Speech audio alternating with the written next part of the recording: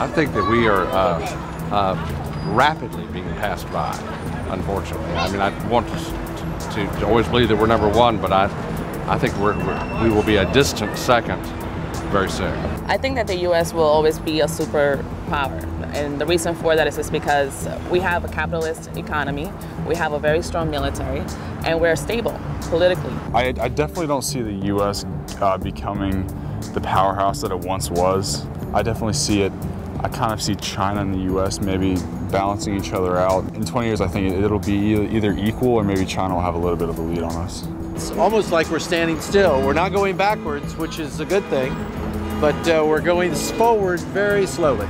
I'm an optimist, and I think America will bounce back to some extent. I think we're going through a hard time right now. China has certain advantages, and they're taking full advantage of what they can do. But I think the United States will bounce back to some extent. But I think China will forever be, whatever forever means, a major power. We've bounced back quite a few times over the years. We're very flexible. We bend but do not break, so I'm hoping that eventually we stay on top and countries like China and Russia do not overtake us. We've got to figure out a way to manufacture great products here at home. Now, I don't have the solution to that, but we can't shift all our jobs off and rely on service. We got to produce something, we got to sell something to the world in order to have a balance in our economy.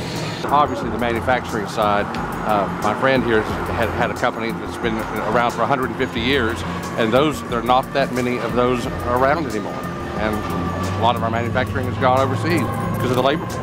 So yes, the only way we can compete is on the intellectual side. I think first of all, we are no longer the major power in the world in terms of manufacturing. I think we already have been taken over, but I think you have to go back to basics in making an environment which makes it much more favorable for businesses to go back into manufacturing. I think outsourcing jobs plays a huge role in the state of the economy. I do support having more regulation on international trading in order to regulate a lot of the outsourcing that is being done currently between the U.S. and other nations. So if you have more regulation, then the U.S. will have a better control of actually being outsourced, and then we should be able to kind of educate our Americans here in order to expand on those skills. I do believe that some things really need some tariffs.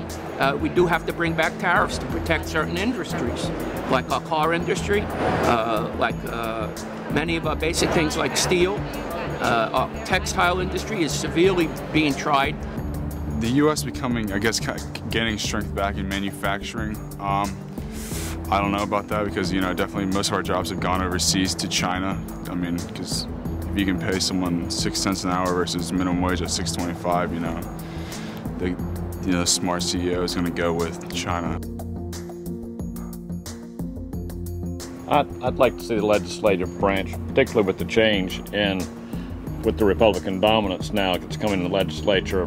I'd like to see them work in a more group effort. One term that's always really bugged me is bipartisan.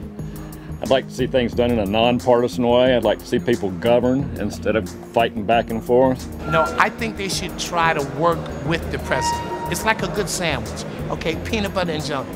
Peanut butter without your jelly, it just don't work. I'm kind of scared, though. I hope it won't become a kind of like a stalemate situation between Republicans and Democrats. Right now, nothing's going the right way. And truthfully, nobody can fix it. Nobody. We, the people.